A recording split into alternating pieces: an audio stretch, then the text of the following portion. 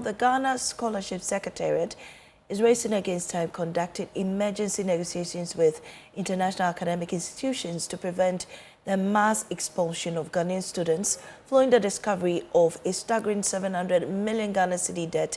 Youth Employment and Empowerment Minister George Opare Addo describing the situation as a bad mess, revealed on Joy News PM Express that the unpaid arrears accumulated before the current administration took over have left hundreds of students stranded and Ghana's international academic reputation at risk.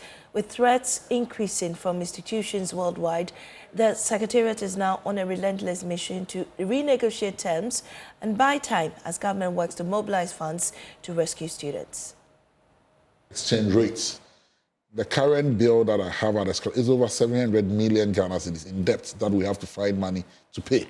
You mean this from a scholarship? Yes, the debt that I have inherited as minister. Just the scholarship secretariat? Just the scholarship secretariat. There is a debt. How much is that? 700 million Ghana cedis. 700 million cedis? Yes. Of fees that you haven't paid that we've not paid across the world. 700 million. That's 300 million shy of a billion cedis. Exactly. That is the debts we inherited. And so my registrar now has to go around the world and negotiate with schools. And that is what we've been undertaking in the last 4 or 5 months. I keep sending him, go here, because you keep getting threats all over the world. We are going to sack your students. So almost every time he's out there pleading, renegotiating how much we can afford, how much we can pay.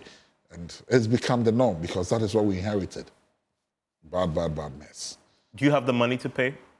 700 million cedis? It involves Ghanaian students. It involves lives. It involves our citizens. And so we must find the money to pay. Because the Chief of Staff has been very helpful. The Minister of Finance, the Chief of Staff, we are working closely to be able to offset because it affects Ghana's international reputation as well. And so, yes, we will pay, but we'll have to negotiate. We don't have 700 million in cash. So what we are doing is we are negotiating with the various institutions, the various schools across the world. And some have been very understanding, and they know that we're a new government that have come in, we inherited these problems, and so we are aligning and fixing them gradually. In the last few weeks, some of the students have been complaining. Further, some of the schools have written to them that they would have to leave their institutions. And if you're no longer schooling, you probably have to be sent back home. Evans, you can't blame this government for the mess we inherited. And most of these things have been outstanding for a year or two. And you see, we are also doing an audit of the true states. Because a lot of the students have opted out. We held a meeting with some of them in London and gave them some options. And a lot of them... What options? I can't discuss that here. But those students already are there. They are so we spoke to them. Mm-hmm. And a lot of them decided that, okay, because a lot of it is in their stipends. A lot of the debts goes... So somebody has finished school 2 years, the government still owes him or her stipends, which was not paid. But per the law, once you finish, you must come back home. And a lot of them wants to remain there. You know, they have this no objection letter they request for, to be able to work for a year or two to gain experience, which should not be the norm. It's against the act. It's against they didn't have an act, but more or less a charter that they were using to operate. It's against it. But it was being done for them. And so we met some of them and asked that, is it that you want to stay? Because if you finish, you must come back. If I pay your fees, you must come back and help. So is it that you want to stay? If you are going to stay, I'm not going to pay your stipends. Well, let's engage Adam Magbana. He's a member of the Education Committee. Adam, you're grateful for your time on our desk. And good morning to all out. Yes. Does the committee know about this debt accrued by the Secretariat? Yes, we are aware that over the last couple of years, many Ghanaian students received award letters, but the Scholarship Secretariat failed to pay their fees for them. And so we know we are owing fees in such huge magnitude as the minister said. Indeed, some students have also reaching to some of us personally to complain about their situation. And so we are aware. So if this debt predates the current administration, what steps were taken during the transition period to assess and also address this outstanding situation?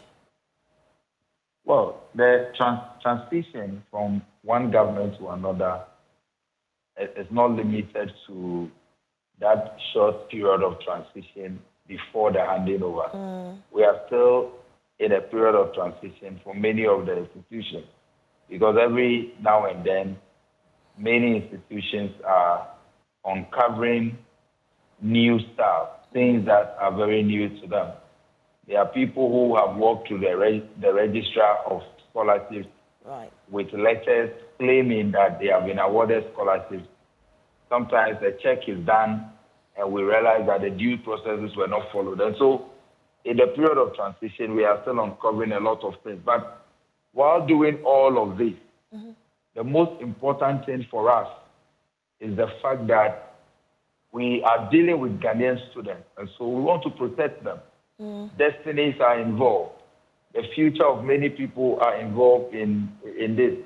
And so, however, or whatever government can do to find a lasting solution to the problem, I know our government is committed to that. And that's what the Minister, George Opare Addo, has said. They have been working around the clock to find a solution to this challenge. But again, that is why some of us are very passionate about the Ghana Scholarships Authority Bill, because the fact that the administration of scholarship currently lacks a legislative backing, it allowed for people to use their discretionary powers, and in most instances, they abuse it. The last 4 years. So, Mr. Agbana, let me ask you this. The minister says that the registrar is on to some institutions to renegotiate the terms. Do we know the update on that? Yes, I know the minister has been to a number of institutions in the UK and other parts of the world. Some institutions, I am told, have agreed to give some more time to the scholarship secretariat be able to settle the debt. But the details of specific institutions that have agreed, I may have to check from the scholarship secretariat. But I know it's FIFT, UK, and some other parts of the world has gotten out some favorable terms. There are some institutions that even agreed for the briefing we had. Some institutions even agreed that we just letter of assurance from the scholarship secretariat, they were prepared to allow our students to finish their semesters or finish their academic year while waiting for the government to make the payment. So that is refreshing. At least we know we have been able to save the future and the education of hundreds of our students. Well, the mid-budget review is coming up, I think, somewhere next week. Is there any arrangement? This week, actually. That's tomorrow. Week? Yes, tomorrow. Tomorrow. Is the finance minister making any arrangements to offset this debt and also pay the stipends of students, knowing that they've already paid first-year university students here in the country? There must be some arrangements he's made to offset that of international students as well.